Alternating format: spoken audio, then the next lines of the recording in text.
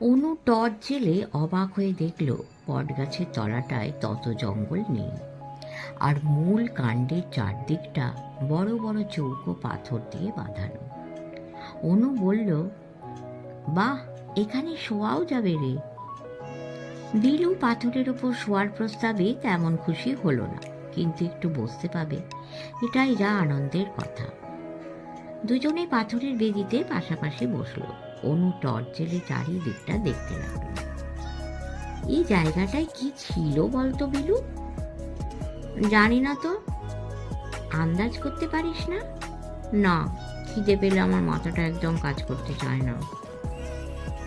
অনু উঠে চারদিকটায় আলো ফেলে ফেলে ঘুরে ঘুরে দেখলো। তারপর বিলুর পাশে এসে বসে বলল, এখানে বহু কাল আগে লোকের আনাগোনা ছিল। একটা মস্ত ইন্দারার মুখ দেখলাম, তাতে আবার সিঁড়ি লাগানো।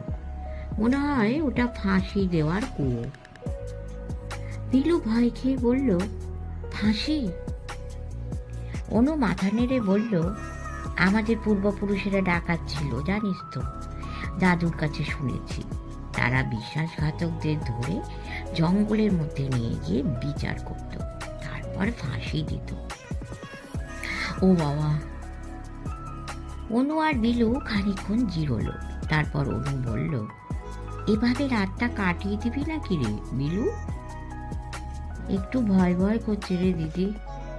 তাহলে আয়, চারদিকটা ভালো করে দেখি। ওই কুয়োটা আমার আর একটু ভালো করে দেখার ইচ্ছে। তোর সাংঘাতিক সাহস। বিপদে না পড়লে মানুষের সাহস হয় না। আমার সব ভয় ডর কেটে গেছে। আয় আমার সঙ্গে। কুয়োর মধ্যে কি আছে জানি না, তবে ভিতরে কুয়োর গা বেয়ে অনেকটা সিঁড়ি নেমে গেছে। কেন তা দেখতে হবে।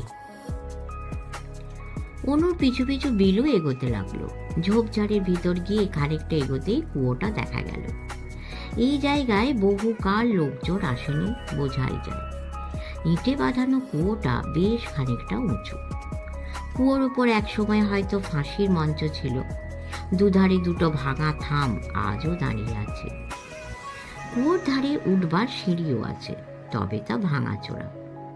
দুই ভাই বোনে কুয়োটা চারপাশ ঘুরে দেখল। দিদি, এখন কি করবি? আয়, ওপরে উঠব। সিঁড়ি বেয়ে ওপরে উঠতে তাদের বেশি কষ্ট হলো না। কুয়োর ভিতরে এত আগাছা জন্মেছে যে সেই সব গাছপালার ডগা ওপর পর্যন্ত উঠে এসেছে।